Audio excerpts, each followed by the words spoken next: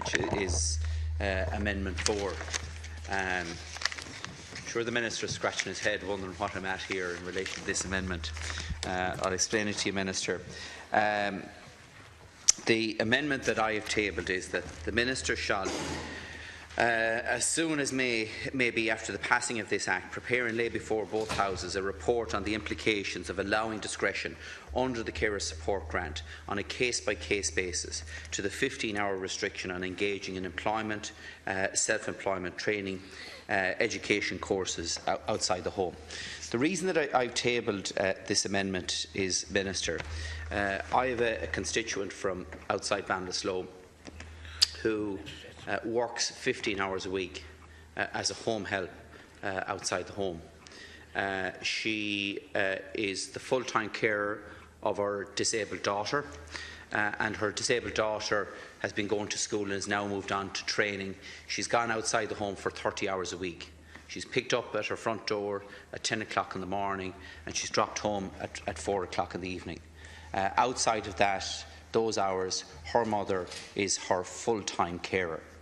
Now, the difficulty is that because she is a full-time carer in the home and because she is also on a part-time basis working as a carer outside the home providing support, but because she's working for 15 hours, she can't avail of any training courses.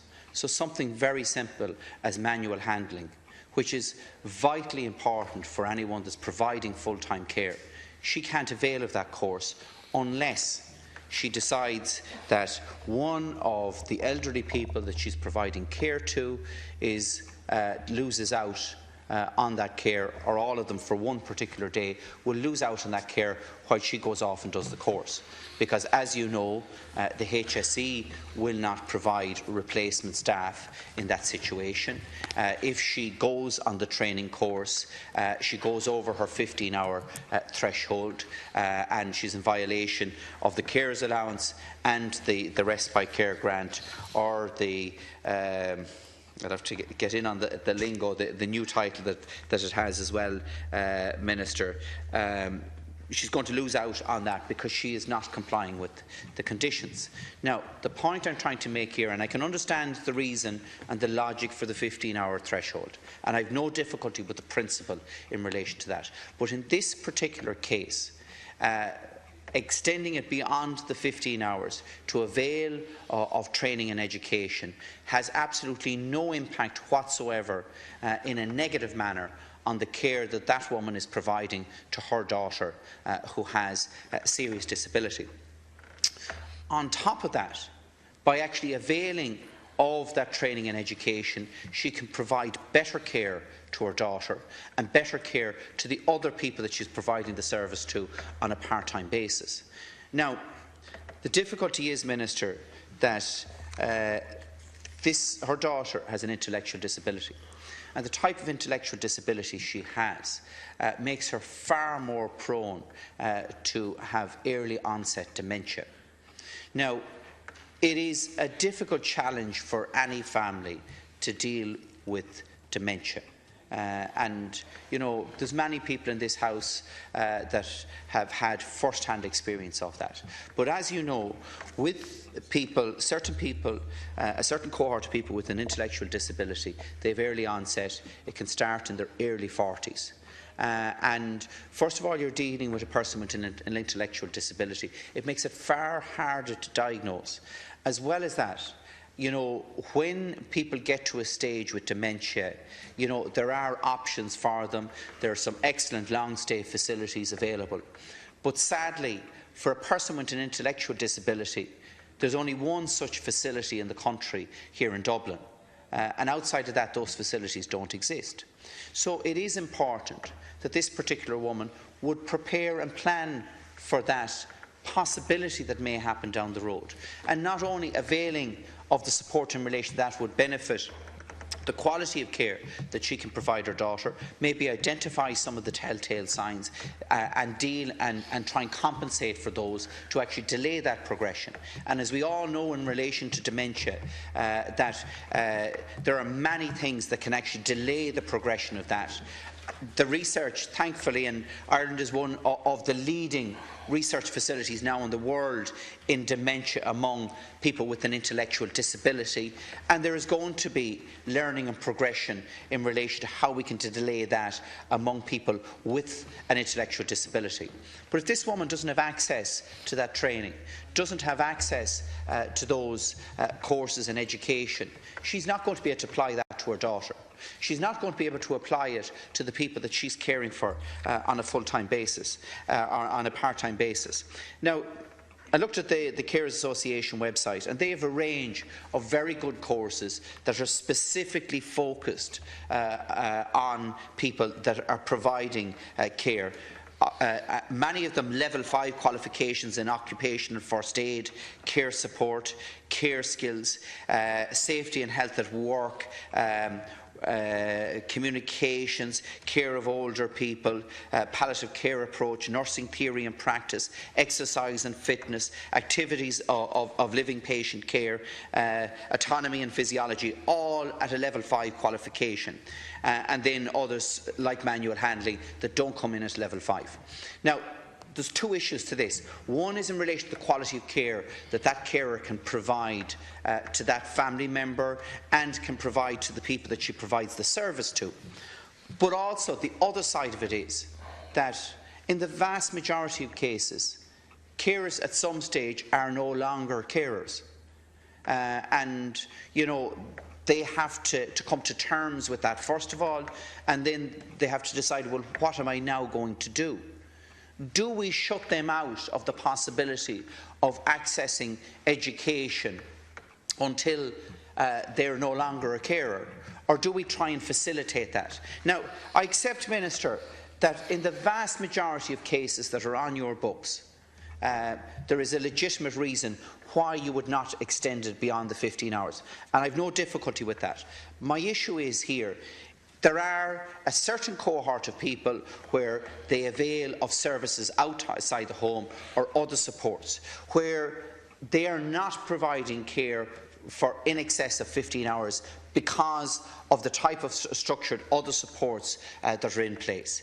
And in those cases, where a person can put a legitimate case that it would be of benefit to them, to their family, or to the person that they're providing care to go beyond that 15-hour threshold, that on a case-by-case basis that can be looked at. Now, that provision is already there within the social welfare law. It's already there with people with a disability who want to go out to work, and they're dealt with on a case-by-case basis by the medical assessors within your department if there's an occupational benefit in relation to that. So the precedent is already there. What I'm asking is that the same level of flexibility would be introduced in relation to this grant, and also in relation to the carers allowance, where a person can put forward a legitimate case and let that case be heard. At the moment, it's completely ruled out because the law states that you cannot engage in employment, self-employment training or education courses outside the home in excess of 15 hours, full stop. So I'd ask you, Minister, to look seriously at this issue. Deputy Naughten. I think Deputy Naughten's proposal is a reasonable proposal, and in some ways it's in line with what the whole social welfare code is about, is that you should be able to find places where anomalies arise and a bit of discretion can address a situation which is worse. And he gave an example, and I've come up with examples in different cases and different schemes, that a little bit of flexibility would be the relief or the help that somebody needs to get them over a hump. And in some ways, maybe that's why we have such a complicated social welfare system, is that we have over time added extra the add-ons other than the core social welfare rates, that we've identified difficulties. There's no harm in, at the very least, looking at the issue, and it may be something that should be looked at either by the department or by the committee to see whether this is a workable solution or not, because I think kind of you don't want to necessarily open up, and I don't think that's the intention, kind of the scheme to kind of widespread discretion. But there are specific cases, and it might be for a few months or that, kind of where it benefits others. So I'd be inclined to support that. I'd be opposed to the amendment number 2, which didn't arise in committee at all. As far as I know, the committee was in favour of the change to the name change, kind of to reflect exactly what the respite care grant was being used for, that it was a support, kind of rather than being used for people to disappear off on holidays once a year or that. So it's a reasonable one. It didn't seem to have any impact. I didn't get anybody from Carers Association kind of complaining about it. So kind of outside of that, I just thought it was reasonable. I'll use this opportunity, because we're dealing with procedures, and that is again kind of to urge kind of the Minister, if he has any sway, is to ensure that the Constitutional Convention report, which deals with the blockage that is on opposition TDs and backbenchers as well, as far as I know, it's only the Minister can make proposals kind of which would be a charge on the Exchequer or a charge on the people, and that kind of blockage that prevents us from and has ruled out many of the amendments kind of from myself, or all of them I think on this occasion, kind of even if they are positive, kind of in the best interests of the public, from my point of view, I can put them, but they're ruled out. So there is a report there from the Constitutional Convention which suggests that we amend the Constitution. We haven't had that debate from that report in this House, despite the fact that the Constitutional Convention reported back to us. It's well over a year, it's maybe a year and a half ago.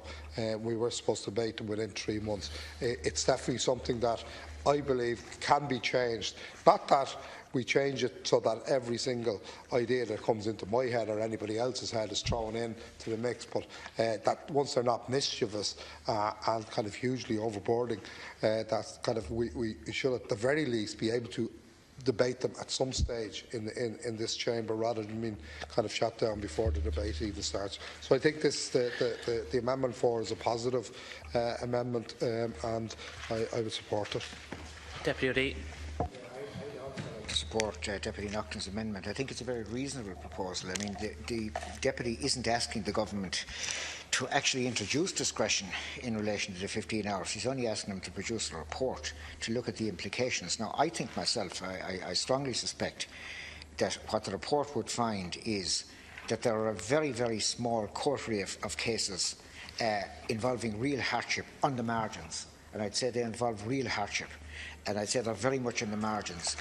Deputy Naughten's amendment put me in mind of a lady who called to see me last week to one of my constituency clinics, and she has a son who medically she would certainly qualify for the carer's allowance for looking after him, because he's in a very, very extreme medical condition. He requires extensive medical treatment every second week that takes place, and he's also in a special school. Now, what she does is she works every second week for 20 hours. That's the least she can work for. That's the least her employer is prepared to agree to. And she doesn't qualify. She doesn't qualify for the carer's allowance at all, because she is not working less than 15 hours every week outside the home. That's what we've been informed. The application has been turned down. Yeah, the application has actually been turned down on those grounds, and we've submitted it for appeal. Now, I hope might be no harm if we preempted the outcome of the appeal. If we preempted the outcome of the appeal, because in this particular case, the lady in question, the period for which she's working is the period for which her son is receiving treatment, and also while he's in school, because all the time when he's at home, she spends every waking moment when he's at home looking after him, and he does require absolutely full-time care and attention. So it's a very hard case, and it's typically one of the cases where discretion could be used. It's a case on the margins. So I think, in reality, the government should go ahead and do the report, and they'll find out there's possibly only a very, very tiny number of cases. Increased expenditure will be minimal, and a great deal of injustice will have been redressed. So I think it's an amendment that the Minister for State, in all honesty, should should accept. It certainly won't do any damage to the bill. In fact, it'll improve the final product that we're going to pass here today. Deputy Wallace. Yeah, I would agree with his amendment as well. And the notion that for training or education courses would be restricted in any way like this seems a bit odd, given that I think we all realise the benefits in that area all around. And I was struck by it myself, just something when you mentioned manual handling, and I would have obviously had to do manual handling courses in construction, and you learn to lift things in a certain way depending on what you're lifting, the length of it, the weight of it, the bulk of it. But I had to lift my 91-year-old mother about 2 weeks ago in her bed, and I had to try and pull her back to where she wanted to be closer to the pillows. And I nearly did myself harm because I didn't know how to do it properly. And I think the idea that I think people who work in this area, the idea that they could have too much training is not possible. Just on the point that Deputy Snowden raised about the clause where we're not allowed to put in something because it can cost the exchequer money. I just remind people that it actually made a laughingstock of the climate change bill, given that we couldn't make recommendations that could possibly cost the state a penny. And that's all I have to say on the matter. Thank you. Thank you. Minister to reply. Thank you, Deputy. In relation to Deputy Pringle's amendment, I don't propose to accept the amendment. And I think Deputy O'Snoddick made the point very clearly, rather than me making it over again. It's actually a name change that actually reflects more clearly what carers do, and I think it's been very positively received. In relation to Deputy Naughten, I think you make a very convincing case. In the first instance, I would advise you in many ways what Deputy O'Snoddick for the committee, but there's a limited length of time left within the Dáil. So, not as a kind of take it on as an individual case, but I would be interested if you would forward that case and we would look at it as through the policy unit, because what we need to do is a change of policy and see is there implications in relation to change. So, if there is time, by all means, it could go to committee, but I would say to you, Deputy Naughten, by not accepting it here today as an amendment, I am quite prepared to have the policy unit look at it in a speedy manner, to see the logic of the arguments. As you say, it would be exceptional, but I think there would need to be a structure put around it in that manner as we do it. There is a logic to the 15 hours, but I think you've made a good argument. And I would like the policy unit to have a look at that argument to see is there a need to change policy in relation to it, rather than just as a hard case or an individual case. But I think you make a very strong argument in relation to that. But at this stage, I'm not prepared to take the amendment. But I hope you would expect the good intentions of dealing with it in this manner.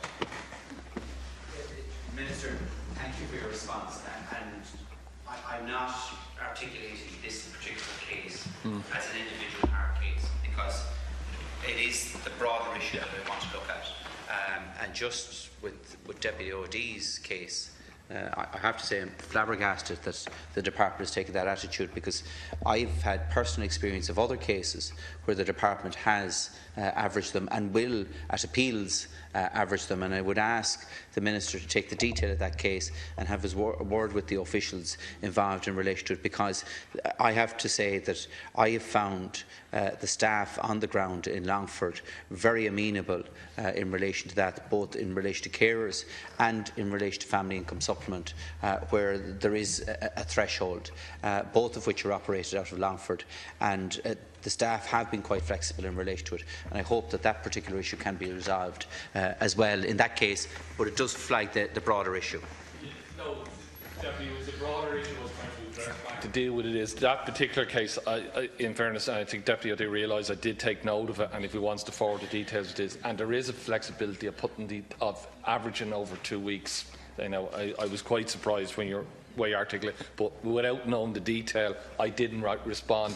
Deputy, you were talking more about a general policy, and you used your case as an example, and that's where it's made. But Deputy O'Day was talking about a particular appeal. I'm talking about the policy issue. Okay, no further speakers. I now move that the amendment be made. Those in favour say "ta." Oh, sorry, are you pushing the amendment? You have to Amendment 2 you're dealing with now. Amendment number 2. You're not pushing the amendment. Okay. Amendment number 3 is out of order. Amendment number 4, that has already been discussed with amendment number 2. Are you pushing the amendment? No, unless the Minister's comments are withdrawn.